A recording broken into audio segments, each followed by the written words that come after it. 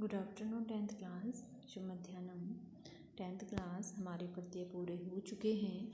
अब हमारा जो अगला टॉपिक है इसमें वो है, आज से हम पढ़ेंगे संधि। ठीक है, आज से हम पढ़ते हैं संधि। संधि हमने 9th क्लास 8th क्लास से पढ़ते हुए आ रहे हैं, लेकिन हमने 9th क्लास से पूर्ण रूप से संधि पढ़ी थी। स्वर संधि, व्यंजन संधि, विसर्ग संधि तक पढ़ा गया था हमारे द्वारा। आज हमारा टॉपिक फिर से संधि है। 10th क्लास में भी हमें संधि अनिवार्य है, सो भूल चुके होंगे संधि, तो दोबारा से रिवाइज उनका भी हो जाएगा। ठीक है, संधि किसे कहते हैं, पहले हम संधि की परिभाषा जानेंगे। जब दो शब्द पास पास आते हैं, जब दो शब्द क्या आते हैं, पास पास आते हैं, तो एक दूसरे के पास होने के कारण पहले शब्द के अंतिम वर्ण, जो पहला शब्द होता है उसका अंतिम वर्ण तथा दूसरे शब्द के पहले वर्ण अथवा दोनों में ही कुछ विकार हो जाता है, तो वर्णों के इस परिवर्तन को क्या कहते हैं, हम संधि कहते हैं। आपने पढ़ा, जैसे एक परिभाषा है, ये बता रहा है कि जब पहले शब्द के अंतिम हिमालय शब्द है, हिमालय शब्द में अगर हम संधि विच्छेद करते हैं तो हिमधन आलयः, ठीक है, हिमधन क्या हो जाता है, आलय।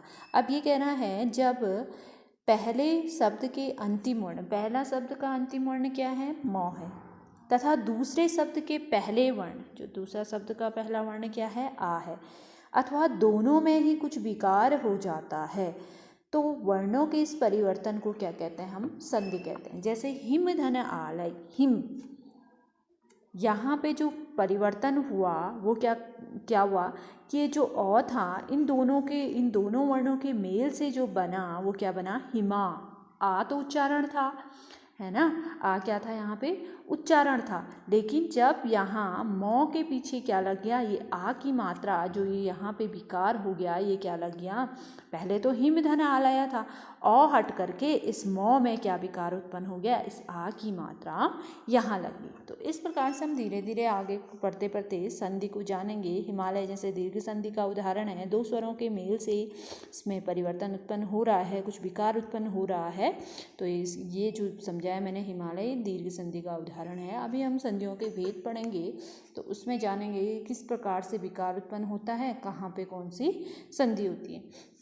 ठीक है, अब है संधि के भेद। अब संधियाँ निम्नलिखित से 3 प्रकार की होती हैं। ठीक है, कौन कौन सी, स्वर संधि जिसको हम संस्कृत में अच संधि भी कहते हैं, और दूसरा है हमारा व्यंजन संधि जिसको हम हल संधि भी कहते हैं। ठीक है, तीसरा हमारा हो गया विसर्ग संधि। ठीक है, तो विसर्ग संधि, स्वर संधि, व्यंजन संधि और लास्ट आया हमारा विसर्ग संधि। ठीक है, स्वर संधि की परिभाषा सबसे पहले हम जानेंगे। आज हम पढ़ते हैं स्वर संधि की परिभाषा और स्वर संधि के भेद। ठीक है, तो स्वर संधि की भी, अभी तो हमने संधियों की परिभाषा पढ़ी और संधि के भेद जाने। यहाँ पे संधि के भी यहाँ पे 3 भेद होते हैं, स्वर हो गया, व्यंजन हो गया, विसर्ग। अब इन स्वर और व्यंजन विसर्ग में भी भेद होते हैं। ठीक है, जैसे स्वर संधि का जो पहला स्वर संधि की परिभाषा है, पूर्व अथवा परस्पर के मिलने से, पूर्व तथा परस्पर के मिलने से जो विकार उत्पन्न होता है उसे क्या कहते हैं, स्वर संधि कहते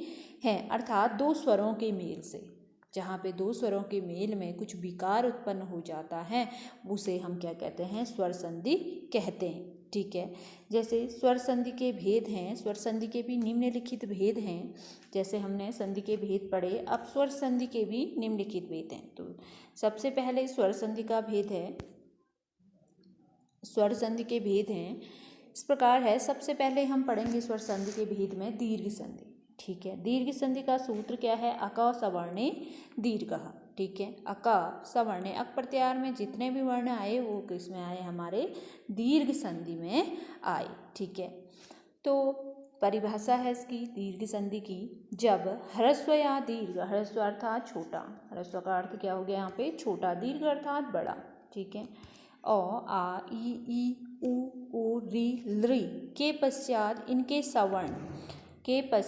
इनके सवर्ण, अब सवर्ण क्या हो गए, इनके समान वर्ण। जैसे अ है तो इसका सवर्ण अ ही होगा, या अ है तो इसका सवर्ण आ होगा, ई है तो इसका सवर्ण छोटी ई होगी, या इसका सवर्ण क्या होगा, छोटी ई या बड़ी ई, ठीक है। ऊ है तो इसका सवर्ण ऊ ही होगा, या ऊ है तो इसका सवर्ण ऊ होगा। बड़ा ऊ, छोटा ऊ, आ, छोटी ई, बड़ी ई सवर्ण होंगे। समान वर्ण जहाँ पे होंगे वहाँ पे हमारी कौन सी संधि होती है? दीर्घ संधि होती है, ठीक है। इस प्रकार से जैसे परिभाषा है, जब ह्रस्व या दीर्घ अ, आ, ई, ऊ, री, री वर्ण के पश्चात इसके सवर्ण आते हैं तो दोनों मिलकर क्रमशः आ, ई, ऊ और री बन जाते हैं। तब वहाँ पे कौन सी संधि होती है? दीर्घ संधि होती है। यहाँ पे ध्यान ये देना है कि री का दीर्घ नहीं होता है। इस री का यहाँ पे क्या नहीं होता है? दीर्घ नहीं होता है। ये ऐसे ही बनेगा। इस री का क्या नहीं होगा? दीर्घ नहीं होगा, ठीक है। अब किस प्रकार से? जैसे पहला है, अब सबसे पहले हम नियम के द्वारा पढ़ेंगे तो अ या आ के पश्चात अ या आ बराबर आ हो जाता है, ठीक है। ये नियम है पहला। जैसे यहाँ पे दिया है अत्र धन, अब अद्यः धन अपि, पहला वर्ण हमें दिया गया है अद्यः धन अपि, ठीक है। अध्य, ध्य के बाद क्या वर्ण आया है? अ आया है। ध्य का जब उच्चारण करते हैं तो क्या बनता है? अ बनता है। अध्य अ, फिर उच्चारण लेते हैं हम, फिर क्या है? अ है। तो समान वर्ण है दोनों, अ और अ। इन दोनों अ को मिलकर के क्या बनता है? आ का निर्माण होता है। यहाँ पे लिखा है दो समान वर्ण सवर्ण जहाँ पे मिलेंगे वहाँ पे आ, ई, बड़ी ई, बड़ा ऊ और री उनका क्या हो जाएगा? बन जाएगा, ठीक है। तो यहाँ पे अध्यपि है, अध्यधन क्या हो गया है? अपि हो गया है अध्यपि, ठीक है। तो यहाँ पे क्या हो गया है? अध्यापि, ठीक है।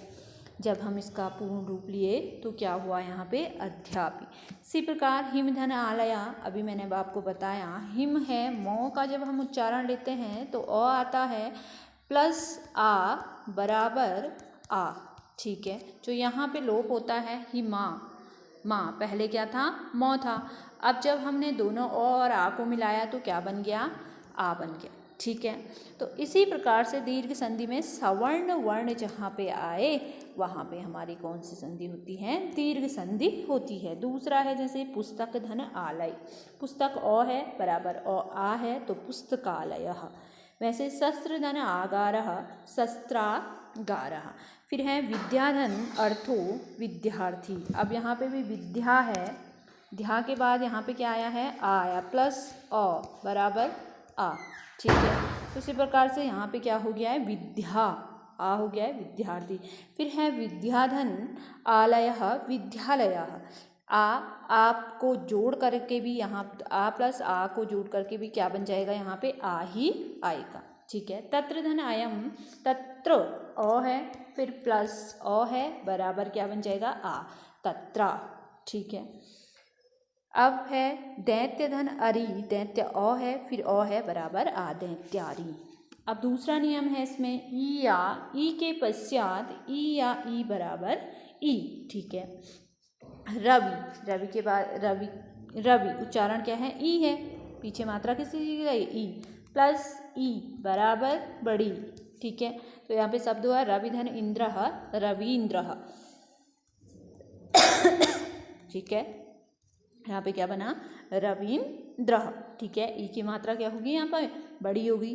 दोनों ई को मिला करके कौन सी ई बन गई? बड़ी ई बन गई। वैसे मुनि, ई है प्लस ई बराबर मुनि, बड़ा ई बन गया मुनीन्द्रः। कपिधन ईश, वही है छोटी ई, बड़ी ई बराबर बड़ी ई बनेगी कपीशः। सतीधन इंद्रः, सतीन्द्रः, सती ई बराबर ई।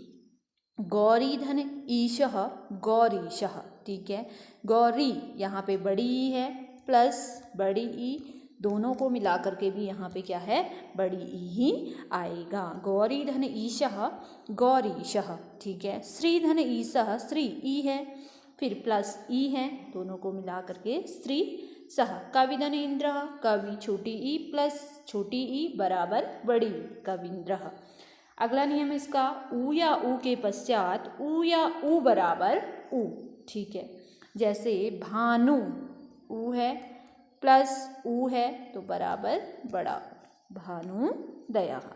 विदुधन उदयः, विदुदयः। गुरुधन उपदेशः, गुरु उपदेशः, ठीक है। साधुधन उक्तम, साधुक्तम, जहाँ भी देख रहे होंगे यहाँ लोग किसका है, परिवर्तन कहाँ है, जहाँ विकार उत्पन्न कहाँ हो रहा है, यहाँ जो छोटे बड़ी या दोनों को मिलकर के जो विकार उत्पन्न हो जा रहा है यहाँ पे बड़ा ऊ इसका बन जा रहा है, ठीक है।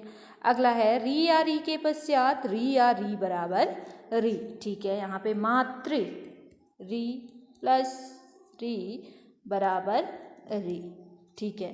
बराबर क्या बन गया, बड़ी री। मातृ ऋणम, होत्र धन ऋकारः, होत्र कारः, ठीक है।